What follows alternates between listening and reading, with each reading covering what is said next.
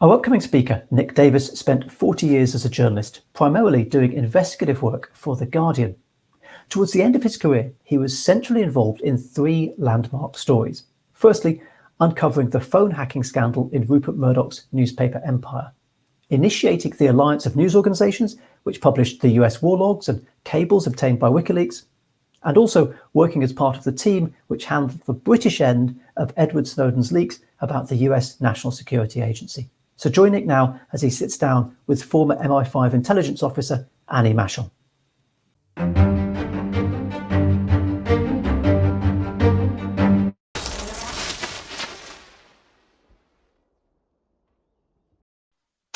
Hello and welcome to the World Ethical Data Forum. My name is Annie Machon and I used to be a former British intelligence officer working for MI5 before I resigned to help blow the whistle on a series of scandals and crimes witnessed within the agency. In fact, because of that, I ended up working very occasionally on and off with our guest today, and it is my very, very great pleasure to introduce investigative journalist Nick Davies. Hi, happy to be here. Thank you for giving us your time. You have, of course, over a stellar 40-year career, won a huge number of awards for your work. And also, I read that the in-house magazine for the British media, the Press Gazette, actually voted you as the best investigative journalist out there at one time, which is an amazing accolade. So I'd just like to start by asking you a very simple question, which is, how would you define investigative journalism? Well, it's actually a ridiculous notion in that all journalism is and must be investigative, because every single time you the story, you're trying to find the truth. And on the whole, the people who call themselves investigative reporters are characters with quite obvious personality problems. Generally, I don't use that expression. But what they're trying to indicate with that expression is that you're writing a story where somebody somewhere is actively trying to conceal the information that you're after. And therefore the business of trying to tell the truth, which should always be there, is more difficult in this particular context. People are covering it up. So it takes longer. It might involve more skill and a degree of perseverance or addiction. You mentioned personality disorder. I was going to say, what would make a good journalist? But you're implying it needs some sort of personality disorder? What would you? I think it's fair to say, actually, that most of the people who've been successful in that kind of reporting, you can see have ultimately been driven by strange emotional needs. So I can only think of one example of a successful one who wasn't. That's the most successful guy since the war in this country, which is Paul Foote. I don't know if you came across him, but he always struck me as just naturally sent down by God to be a reporter, and he's wonderful. So in my case, I don't want to get into a lot of detail, but I grew up in a house that was materially rather privileged. There was quite a lot of money around, but it was quite a dangerous place to be a child because one of the parents, my mother, was excessively violent. And this was not okay, what went on. And I think the effect on me was it planted this seed of hatred towards people who abuse power. And accidentally, through completely different sorts of decision making, I ended up being a reporter. And if you tried to define what a reporter should be doing, if you said he or she should be exposing abuse of power, you'd be pretty close to the heart of it. So I can see that there was this accidental connection. And so I think with others of my colleagues who do that kind of work, I can see they've got an emotional root that's pushing them. A root doesn't push, does it? But you get the thought. Yes, I totally agree. My father and my grandfather were both editors as well, and they sort of inculcated that ethos into me from a very, very young age. I still remember the excitement of going to the print room. You know, this is the old days with light boxes and the smell of ink and all the rest of it. It was great. It was great. But that said, I mean, as the landscape has changed over the last 30 years very drastically, I particularly want to reference one of your books. It's excellent, Flat Earth News from 2008, where you were basically saying the nature of the work and the pressures of the work and the corporate structures which held that work had changed so much it became very difficult to be a good journalist anymore. Would presumably you still sort of agree with that, but would you say that process has accelerated since then, particularly with the I mean, what I was saying is not simply that overworked journalists can't do their job properly. What I was trying to argue was that for financial reasons, the newsrooms were structurally weakened. They just didn't have the resources to do the basics of journalism, going out to find stories and check facts. And what had happened as the newsrooms were being weakened, an industry was growing up that hardly existed when I started, which is the PR industry, which is now much, much more powerful and better resourced than newsrooms. And they overwhelmingly decide what mainstream news organizations publish. And if you had said to journalists, let's say in the 1950s, you will soon reach a point where governments, corporations, celebrities, and others will decide what the allegedly free press publishes about them. Journalists in that era would have thrown up their hands in horror, and they would have imagined you were talking about some kind of totalitarian regime. But we have, not entirely, but to a considerable extent, reached that point gently, invisibly, and without tanks on the street. It's very, very worrying. And there's a secondary element to that, which is that apart from the mainstream PR industry constantly setting the agenda and feeding the news machine, you also have covertly a smaller and more powerful machine, which slightly connects with your past. This is military and intelligence agencies pumping out what we should call propaganda. Now, that is overwhelmingly constructed out of falsehood, fabricated in order to achieve some military, political, or diplomatic goal. It'll often use the PR outlets to plant itself in mainstream media, but that's high-octane, toxic falsehood being fed into these structurally vulnerable mainstream news organizations, and then PR. A lot of PR material may be true, but you're in a bad position if you allow, for example, governments to decide what true stories you tell about them. That's certainly an area I want to get into in a little while, actually, because I was aware in the 1990s of a section in MI6 called Information Operations, IOPS, which was there specifically to plant stories in the way you're talking about. Yes. But certainly, I think with the shift to the power of PR as opposed to journalism, I think most people would agree it started in the 1990s, because even then, PR, if you went into PR rather than going to journalism, you were sort of lower down the totem pole, really, weren't you? And it sort of accelerated incredibly quickly. Yeah. But it's interesting what you're saying. I mean, this is still talking about the mainstream media. And of course, we're looking at a massive shift of power, even away from that, to the mega corporations of the tech world. Yeah. And you see a sort of similar thread, similar trends going on there. Okay, so we're talking about social media networks here. Yeah, I mean, the companies that have the power of effective life and death over whether or not information can be found. I mean, organizations like Google that can de-rank and disappear stories, or social media that can plant and do all the disinfo. And they're out of control. No national level government appears to be able to control it. It's quite a complicated picture.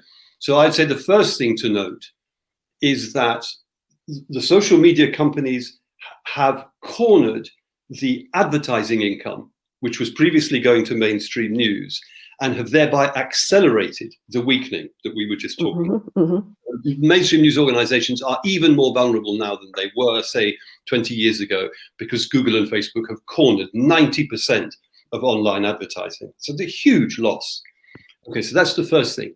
The second thing is that, contrary to the naive expectations of people from the mid-90s onwards, that the internet would herald or bring in an age of information clarity in which the truth could bypass the filters of mainstream news and reach all around the planet. What's actually happened, notoriously, is that the internet has been converted into an information sewer. And if you think of it as kind of like a plumbing network that should be pumping pure drinkable water around the planet, pure drinkable information. Careful of your metaphor. I think I know where you're going. Be careful. There's several different ways in which falsehood and distortion are being pumped into that network. You then have the PR industry. and the propaganda industry, who find it very easy, of course, to pump out whatever it is they want to through social media, which has even fewer. It doesn't have a filter that says, is this true or not?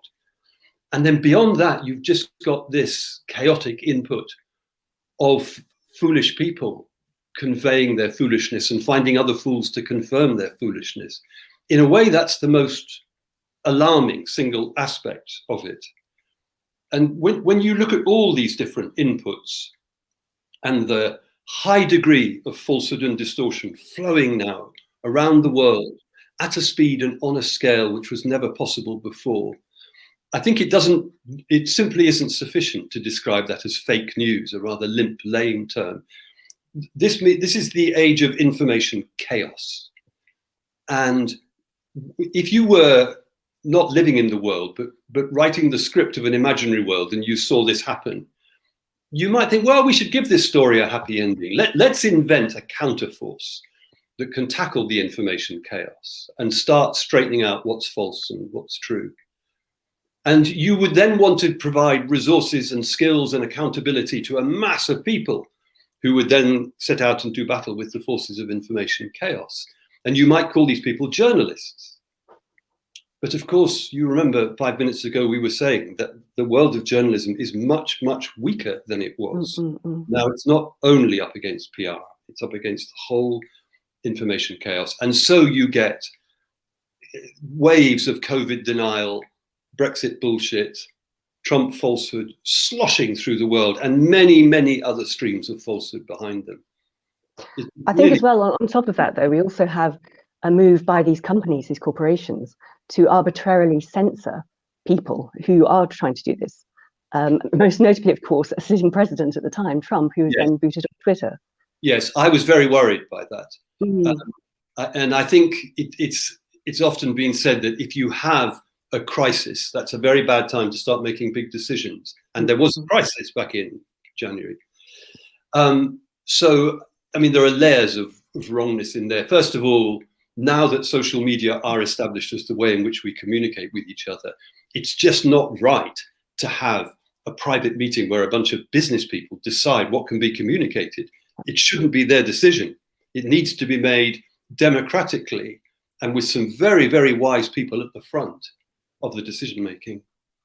But the other thing is that I just don't think you can construct a rule, a censorship rule, that gives you the right result in different contexts. So you could say, for example, any social media activity that tends to unseat government is wrong and should be banned. And if you're thinking about January the 6th on Capitol Hill, that sounds right. But if you apply that to Myanmar a few months later, and huge crowds of people trying to unseat a military criminal government, that's not what you want to happen. Or you could say people who would invade the seat of government, that's criminal. They shouldn't be allowed to spread their message on social media. But you look at the people fighting for democracy in Hong Kong, they have just done exactly the same thing of invading the legislative chamber in order to try to push back. So you can't say all criminal activity should be censored and banned. So personally, I think that a better, more healthier approach is A, let's organize this democratically, but B, to think of it not as a question of making rules, but as an institutional problem. So leading directly from what we've been saying, in an ideal world, a world that I acknowledge doesn't exist, we would say collectively as a species, these social media networks are now so important that they should belong to us. Public utility, yeah. Yeah, so the old-fashioned language pre-globalization would be we would nationalize them, as was done in 1945 thereafter with essential industry. This is essential stuff. They need to be owned and controlled and run by democratic assemblies acting on behalf of people in the public interest. Well, that ain't going to happen because we don't have the power at the moment to do it.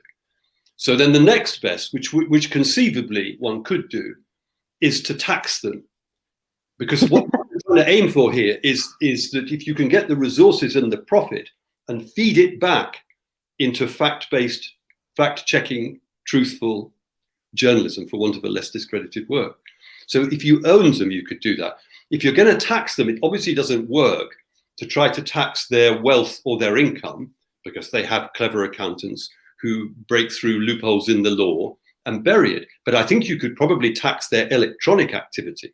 As long as they're in your jurisdiction, you can see what's happening. People who understand this world better than I do, the digital world, could find a form of measurement and then say, well, if you want to carry on functioning in our jurisdiction, you owe us this much of your profit based on your electronic activity. And then you push that money out to an independent organization who say to any individual or organization, if you are genuine, if you can show us that you're working in the business of fact checking and truth telling, here's some resources to help you do it. There are a few logistical problems here, but in principle, that would be a good thing. As it is, you've got something rather worrying happening, which is that the big and notorious media corporations, the words Rupert and Murdoch come to mind, are muscling in on these social media companies. And they're saying, rightly enough, how dare you publish our news without paying us for it? But if the result of that muscling is that the money that should be going to journalism in general, decent truth-telling journalism, ends up in the hands of people like Rupert Murdoch, who have done so much damage by pumping falsehood into the system, that is a really bad outcome. But also, I mean, I think there is an opportunity here as well that Rupert Murdoch might finally get stung by this, because if he signs up to this new Google News service, and they pay him for his content, they're paying for all his content. So effectively, even his newspapers he's held behind paywalls for years are going to be free on Google News. So I think this one might not work out perfectly for him. You mean it might not work out financially? For him, yeah. But one thing you know about Rupert Murdoch is that he's greedy. So he's not going to make a deal with Google News where he ends up financially worse off. I mean, I think what he's trying to do is to preserve the profitability of his paywall by saying that if you want to take stories and publish them, social media groups, if you're taking them over my head, you're going to have to pay. But it's interesting as well. I mean, I totally get the idea that this should be there to support in more independent journalists, proper journalism out there and all the rest of it. And it's just not going to go in that direction. You can see that now. And the notion of having an internet that is for the people and by the people is utopian. It's lovely, but it is utopian. What we've seen is the precise opposite over the last decade, I would suggest, where we've seen more and more evidence coming out, particularly via Snowden, about the intermeshing of the corporate and the state. And I think it was it Benito Mussolini who said that fascism, by definition, is the merger of the corporate and the state. You know, these big tech players are just so embedded within the traditional power structures now. I can't see anyone winkling them out anytime soon. I'm afraid you're right. But so, I mean, most of what I've just said was utopian, idealist. I can't. Oh no, I'm with you on that. This is why I'm involved with the World Ethical Data Forum. This is precisely what we should be trying to grope towards. But it's a Gordian knot, isn't it? Can we move on to some of your earlier stories? Because I was obviously reading up on some of the work you were doing in the 1980s and 1990s, and it's a stellar career, as I said up front. And I wasn't aware of quite a lot of this. I think I was too busy partying at college at that time. But what struck me most was all the key themes you were writing about, even back in the 1980s, are still with us now. You know, it is plus ça change, plus c'est la même chose. So just to highlight a few I found fascinating was your exposure of police corruption early on. And then, of course, you went on to do the phone hacking scandal, police corruption 10 years ago. And now, of course, we have the ongoing problem with spy cops and Covert Human Intelligence Act, which is going to legalize all their illegal activities and all that sort of thing. And again, a couple of others that just leapt out at me. The investigation by MI5 of left-wing activists. And here we go again. The Observer being infested or being used by the intelligence agencies. I think this is all back from the 1980s. And that whole control of the media aspect, nothing has changed. And I think it's probably getting worse. And the final one as well, it was a film that I loved, which is up on your website, called Defending the Realm. It's 30 years old, and all the themes are exactly the same. The spies were doing exactly the same thing back then. It was more labor resource intensive. Yeah? Yeah. So I was just wondering, I mean, you've been covering this for, I think 40 years now, and doing amazing work trying to expose the abuse of power. getting the stories out there, getting the attention, causing certain scandals as well. And yet, once all that dies away, the status quo just calmly glides forward, doesn't it? Right. So I retired 4 years ago. And part of my reasoning was that it had ceased to be possible to use words as, so to speak, political weapons. So I came into journalism because of the Watergate scandal. Two people armed with notebooks and pens using words to bring down the most powerful politician in the world because he was corrupt. And this very, very exciting idea. And in the first, say, 10 or 15 years that I was working, so during the 80s into the mid-90s, it was difficult, but it was still possible to write stories that would have a direct impact.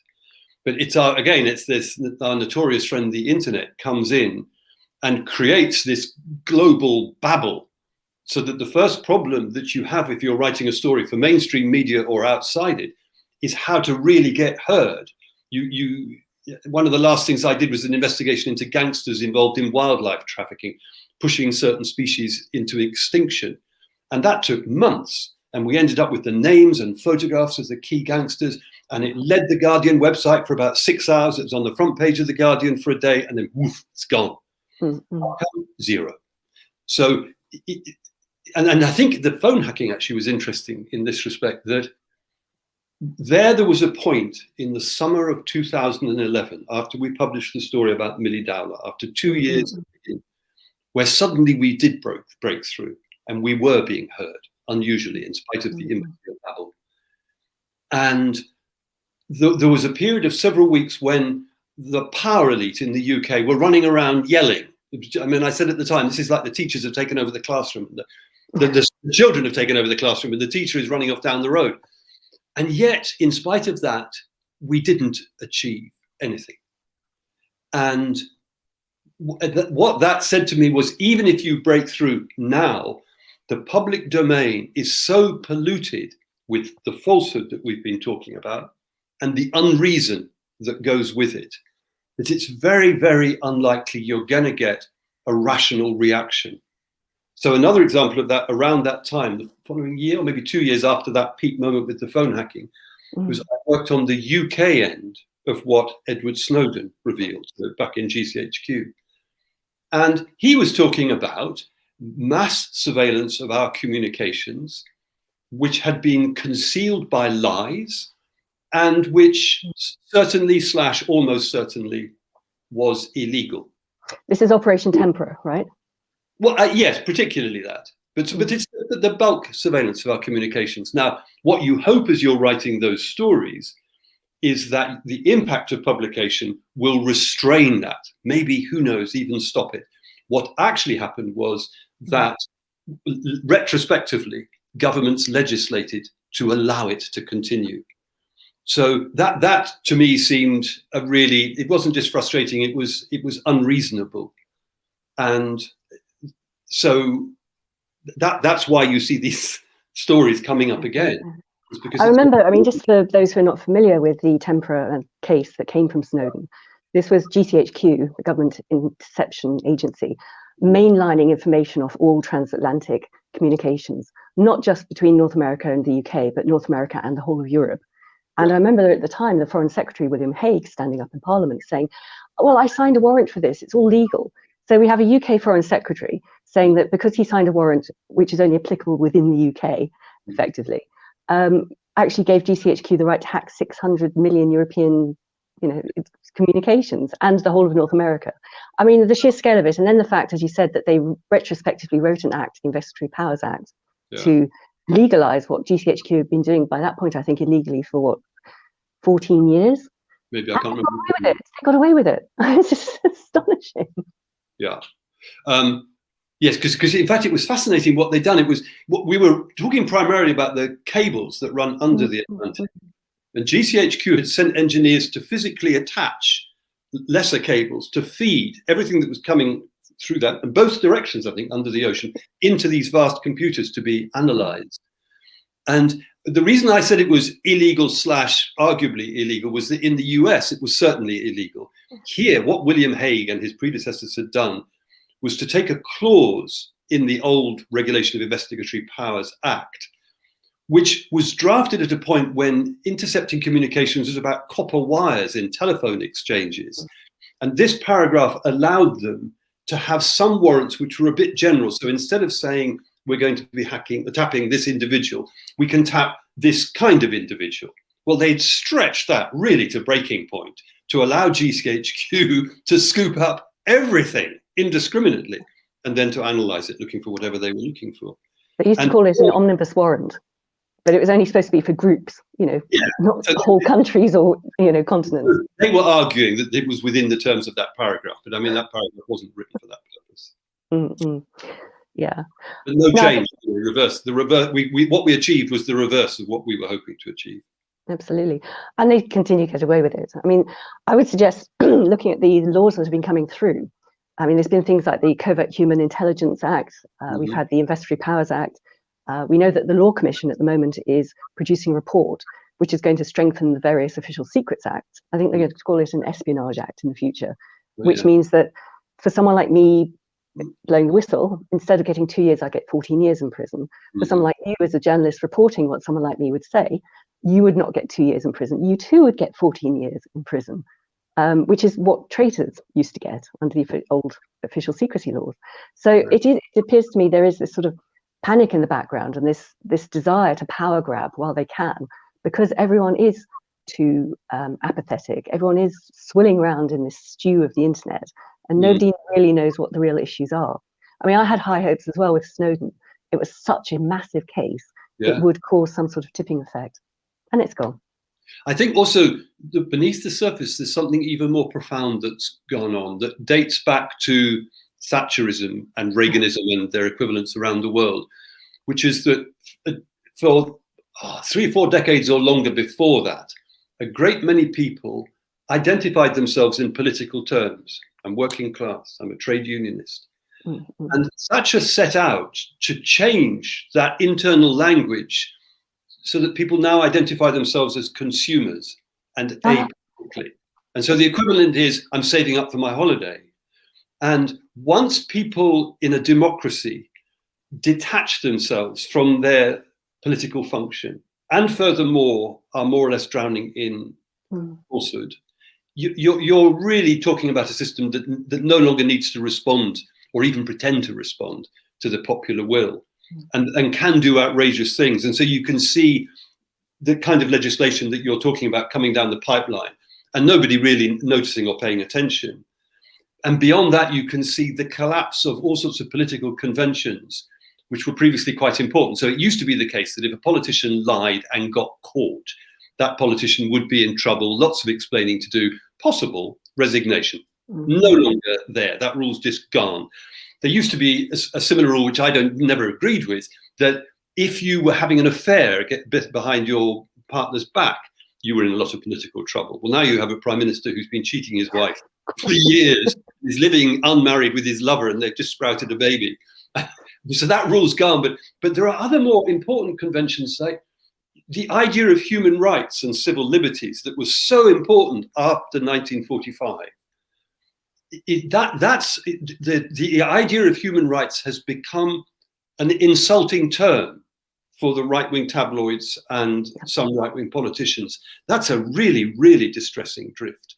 And if we got that time machine out again and went in the other direction and said to people in 1945, here is what mainstream journalists and politicians in the UK that had done so much to deal with fascism in Europe, here's what they'll be saying within a century, I think nobody would have believed you. That people would take the idea of human rights and say, look, we don't want that. I think, I mean, it has been sullied to a certain extent by the sort of Americanization of the British legal system, the sort of ambulance chasing type lawyers, has allowed the right-wing tabloid press to make that case, which is unfortunate. I'm not sure what you're thinking of there. You may be right, but I don't know what you're thinking. I was thinking of cases like, well, no, let's not get into specifics. Disintegration of political conventions that have seemed quite important to democracy, human rights, civil liberties, don't tell lies, that kind of stuff. No, I'm completely behind you. I mean, this is something I talk about all the time. Let's go back to first principles. Why was the Universal Declaration of Human Rights first written anyway? because of the horrors of Nazism and how easily it could escalate. You know, it's fresh in everyone's minds. Right. And of course, the right to privacy for me, having not been private for a number of years, and having been someone who invaded people's privacy when working for MI5, is fundamental. Because without privacy, you can't have a lot of the other rights, and you can't have the functioning democracy. And now, of course, with COVID, as we have to live necessarily online rather than out of choice, you know, that becomes even more crucial at this stage. See, we don't know where we're going, but it is possible that we're coming to the end of this brief human experiment with democracy, and coming into an age of autocracy. So you can see you've got two of the four great power areas, Beijing and Moscow, are autocratic. You step too far out of line, they'll kill you or jail you. But then there's other interesting forces all pushing in the same direction. Since I retired, I've been traveling a lot, particularly in South America. The scale on which organized crime groups have penetrated governments, either through corrupting the politicians on a massive scale, or through actually placing their own people within the power structures, is stunning. Now, it's a different kind of mechanism, but that's nothing to do with democracy when organized crime takes over the political structures. So you've got that pushing in the same direction. But what I think is really interesting is that you can see in the developed democracies, against the background we've been talking about, falsehood, people not thinking politically, there's a kind of benign route to autocracy where you say, well, if you don't want the terrorists to get you, you are going to have your privacy. And benign dictatorship, eh? William Hague said, if you've got nothing to hide, you've got nothing to fear. So kiss goodbye to your privacy. And you can see the benign autocracy at work really powerfully with the virus. We're going to stop you going to the pubs. Now I mean, there are powerful arguments in favor of that. But if you put it all together, you can see how we could be 3 or 4 crises away from governments saying, we're going to have temporary censorship systems. You know what? We're going to have some internment. You know what? We're going to have to suspend the election. And so I can't say that is what's going to happen, but autocracy doesn't necessarily come along in a tank wearing jackboots. It can be a nicely trained politician with a PR advisor who says, here's the best thing for you. And against the background we're talking about, depoliticization and falsehood, that is an alarmingly easy trick to pull. And you put that together with the organized crime and the established autocracies, we could be coming to the end of democracy.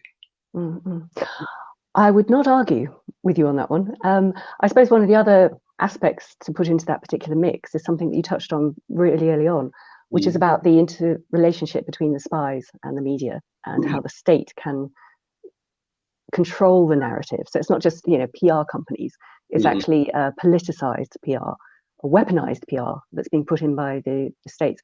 I mean, you must have been targeted over the years by the spooks with some of the work you've done. What's your experience of how journalists can or have been controlled by the spooks in the past? That's a very difficult question to answer. In fact, one that you're better equipped to answer than I am. So by chance, I dealt with, I think, every single MI5 whistleblower from, say, 1980 through to when I retired, including our mutual friend, David Shaler. So I was certainly in there in the middle of it. I mean, so I don't know what was done. I'll tell you one interesting thing that people often misunderstand from outside is that in that work with MI5 whistleblowers and a lot of other work on special forces and mercenaries and MI6 activity, I never ever once came across a D notice. And people people outside the world of news think, first of all, that the D notice setup is a censorship mechanism, and it isn't. It doesn't have any power to censor at all. And secondly, it's hardly there. So literally, I never ever came across a D notice, and I never had that kind of inhibition. And this may not be the question you want to get into, but towards the end of the saga of dealing with the Edward Snowden material in the UK, you know that the Guardian, allowed some people to come in and break up laptops. I've seen that presented as a sort of catastrophic capitulation by the Guardian. I've seen it being linked up to the fact that a senior executive was sitting on the main committee of the denotice committee. And I think that analysis is bullshit. And I mean, if you're interested, I could talk you through it, but I don't know whether. Well, do. Why? Why is it bullshit? Because, so the picture is this. I was nervously exhausted and went off on holiday to a tiny village on the southern coast of Crete, which had a weak Wi-Fi connection. And I got a message from Alan Rusbridger, the editor of The Guardian, saying, you've got to come back. So I had to get a fishing boat round to the mainland, a taxi across the island, plane. I arrived in the Guardian office, kind of still carrying my spade and bucket from the beach. And I went into Alan Rusbridger's office and he said, leave your phone here. So we went into another room with no phones, no landline. And his first words were, this is the heaviest thing I've ever done. And so he told me that we had got this material from Edward Snowden, who was then in Hong Kong, all about GCHQ. He had had a brief and confidential conversation with a very senior and good lawyer who specializes in media law, who had said, here's the thing. At any moment now, the police can use the criminal law to come in, seize your computers, arrest you and your staff, and lock you behind bars. But more worrying, the government can use the civil law to go to court and get an injunction just by muttering the magic words national security. And if you try to publish anything, they can fine you each day an unlimited amount because you're in contempt of court, £1 million a day. They could close the Guardian within 10 days. Almost any editor I can think of would have said, whoa, let's just put this stuff in a drawer and pretend we were never given it. And Alan said, so how are we going to do this? And we sat down, there was David Lee, me, Alan, one or two others.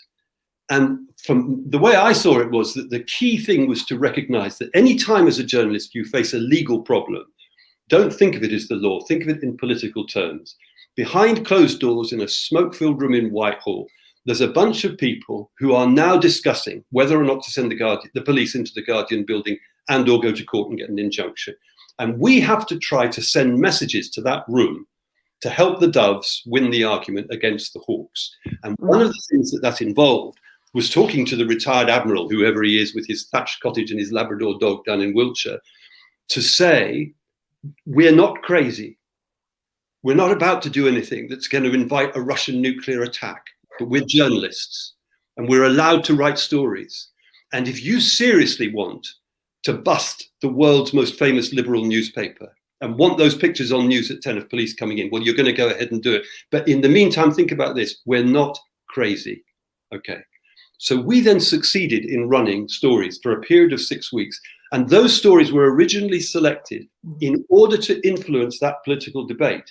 So one of the first things we did was to expose the spying operation that had gone on at a G8 summit meeting in London, which included MI6 setting up a cafe that wasn't a cafe at all. It was a way to monitor what everybody was doing on their laptops, internet cafe, right? So the reason for doing that was it showed that we had been using this technology that Snowden was talking about to spy on our allies, particularly our European allies. So then if the cops come into the building, we could say, look, this is not about national security, this is about political embarrassment. So that's the reason we did that story first. So then we did, there was one other along with it, we did this huge thing, Operation Tempora. Yeah. We got that story that you mentioned into the public domain in the face of that almighty pressure by sending political signals to stop those two threats materializing. And I thought it was extremely brave of Alan Rusbridger to do that, because he'd been first into the prison, and clever to do that. Yes. And so we carried on publishing. So then the cabinet secretary started to make really quite ugly noises. So we could see that this tactic wasn't going to be able to go on forever.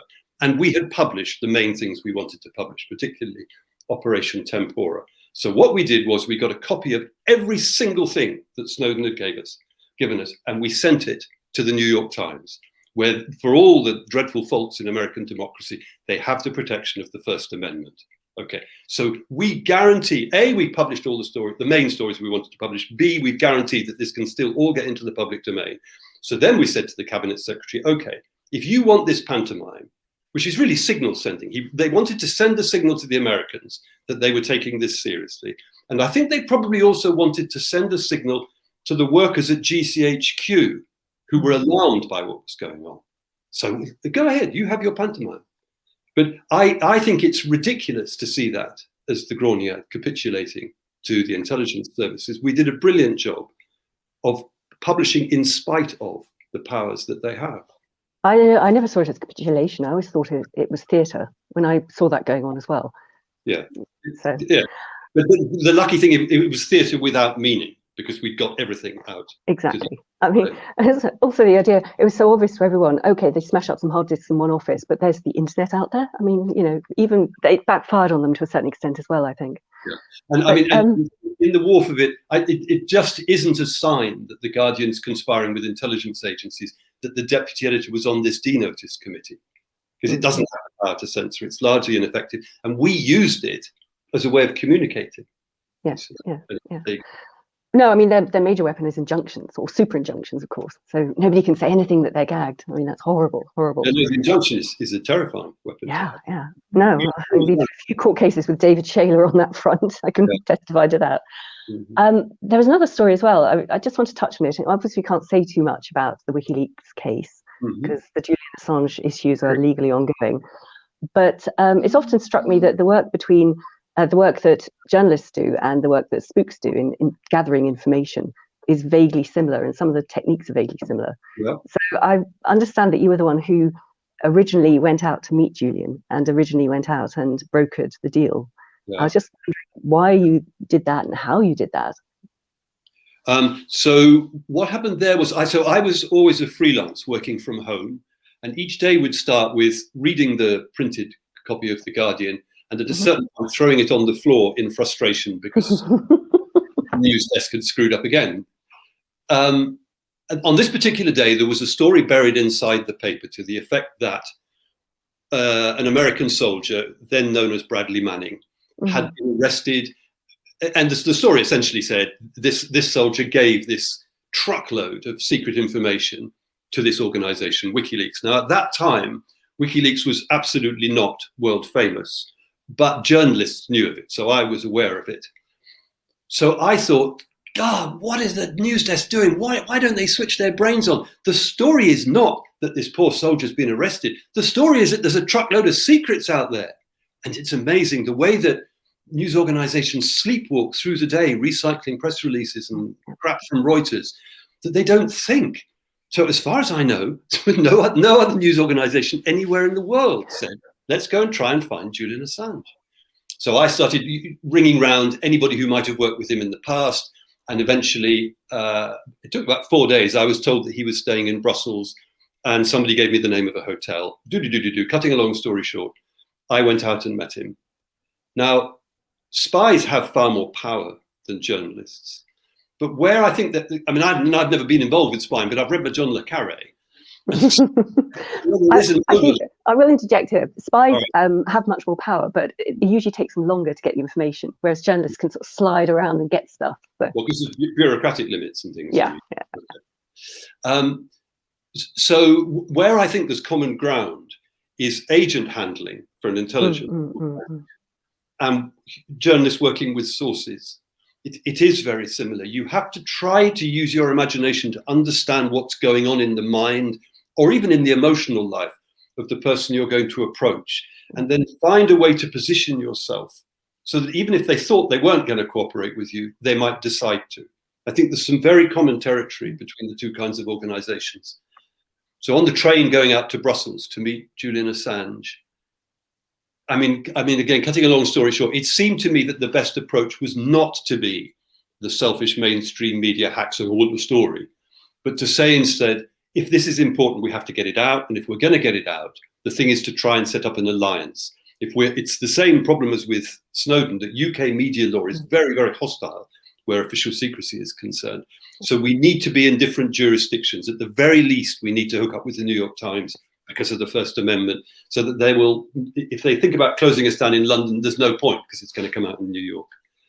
So that was the sort of approach to Julian. And I mean, it was very exciting. I liked him. He's very bright. He's fun to talk to. And above all, this was an amazing journalistic idea that we could get hold of. I mean, here's the thing: when I eventually found him, we went and sat in a cafe, and we sat there for 6 hours.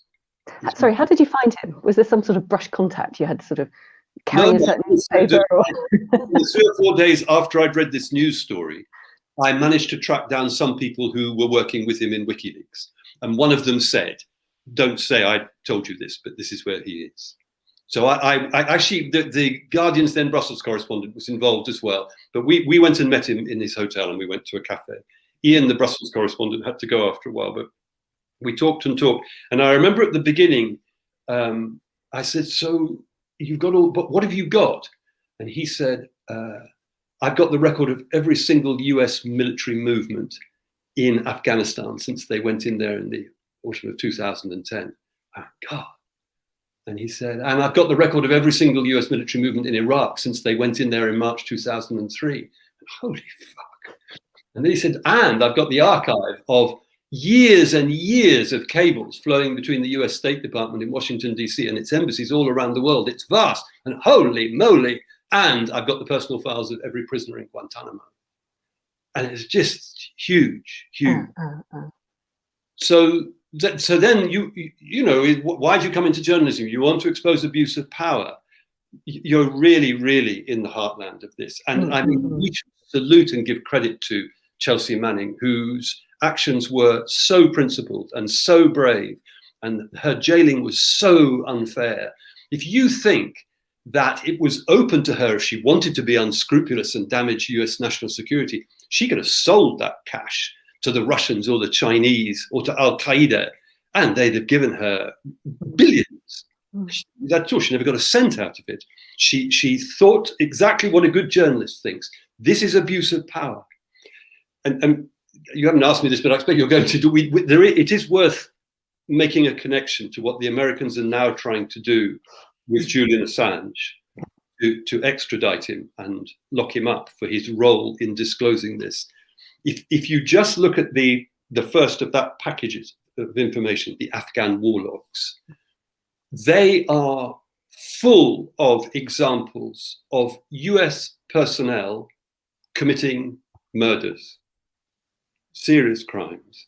The Iraqi war logs are full of examples of US personnel committing murders and covering up murders by the Iraqi military and police, and torture and kidnapping. As far as I know, in spite of everything we did to draw attention to those crimes, none of them has been investigated, let alone prosecuted, let alone brought to conviction. The US Department of Justice has no connection with justice in these cases. Quite a misnomer. It's an organization that's being manipulated from the top. So the idea that against that background of refusing to administer justice where US personnel are concerned, brackets, refusing also even to recognize the International Criminal Court in The Hague, and then to go after the guy who dared to expose it, it's sickening. It's sick. And up until January of this year, you could say, well, this is the rogue administration of Donald Trump. But I'm afraid, horribly predictably, the Biden administration has followed in the footsteps of previous Democrat administrations in ignoring international law and morality in order to get whatever suits them. And so it's really, really wrong. And just as a footnote, whatever people, I mean, you know, Julian's a controversial guy. He's done all sorts of things which have alienated people. They don't matter now. That's not the point. This is wrong, what the Biden people are now trying to do to Assange. So he needs to be supported in whatever ways are available to us. He needs protection from the entire global journalistic community as well. Because if the Americans can go after an Australian who is in the UK, who publishes internationally, and say, you've broken our Espionage Act, therefore you've got to come over and be prosecuted under American law, they are saying that to every other journalist around the planet. It is true. Yeah, they are threatening the free press around the planet. Yeah, yeah. And since when did they have global hegemony around law? You know, let's prosecute journalists. Our Espionage Act is global. It's just a load of it's crap. outrageous. I mean, going back to my earlier career in the 80s, I did lots of this stuff on police corruption. Yeah. And in those days, the senior judiciary in the UK were a nightmare and bending over backwards to justify the police regardless of the facts. The judiciary were traumatized by the big IRA miscarriages of justice. And the current bunch are not as bad as their predecessors. So we're in the unlikely position of looking to the senior judiciary in London to be the heroes of the story. And that's quite different to the way one's always regarded them. But I think it's just possible that they may stand up to the Americans and block it. It's possible. I wouldn't say. That's where our best hope is, I think. It has to be. Because otherwise, as I said, all other journalists are going to be under threat. I mean, there's also the other aspect. Do you remember when the whole Rushgate thing exploded 4 or 5 years ago? And there was this ex-MI6 officer, Christopher Steele, at the heart of it. And he was the one who produced something called the Dirty Dossier, about Donald Trump and his activities. He was actually sued by some of the Russians he named in the Dirty Dossier through American courts. And the American judge passed down a ruling saying that even though he was British and he lived in the UK, he was allowed to have the defense of First Amendment rights in the US for the purposes of that case. Okay. And yet at the same time, the Americans are arguing that Julian Assange, as an Australian citizen living in the UK, is not allowed to have First Amendment rights, even though he's a high-tech publisher. It's crazy. Yeah. I mean, if he loses in London and does, God forbid, end up in the States, it's just conceivable that he might get some help from the courts there. But the courts there are so politicized that it's hit and miss. Especially Virginian courts, because we all know which organization's based there. Anyway, we probably should wrap up and certainly not go down this particular rabbit hole again. Thank you so much for your time. Okay. And can I just ask one final question? If you were traveling the world in your happy retirement and you're now presumably confined to barracks under COVID, is there any chance of a new book? No, because as I was saying, I just gave up on the idea that you can use words to affect change. Well, you can use words for pleasure as well. No, but I'm also, I've got quite old. I'm hurtling towards my 68th birthday, which is ludicrous. And I can feel that my concentration span isn't as good as it was. And my short-term memory isn't as good. So I'm not, completely buggered or anything, but I don't know whether writing books is very hard work. But I travel a lot in South America, and it's just such an extraordinarily interesting continent. And wherever I go, I travel cheap. Sleep where the locals sleep, eat where the locals eat. Don't be a tourist, be a traveller. And it's just been really fascinating. How lovely, how lovely. Well, let's hope we can go back to your freedom to do that. Thank you so much for your time, Nick, and it's been such a pleasure. And also, can I just recommend to anyone who's watching this to go and have a look on his website. It's just nickdavies.net, and it's full of fabulous information. Old articles, new articles, massive stories he's broken, wonderful books and wonderful videos. So I think you'd find it a very rich experience if you take the time to do that. So thank you very much for your time today.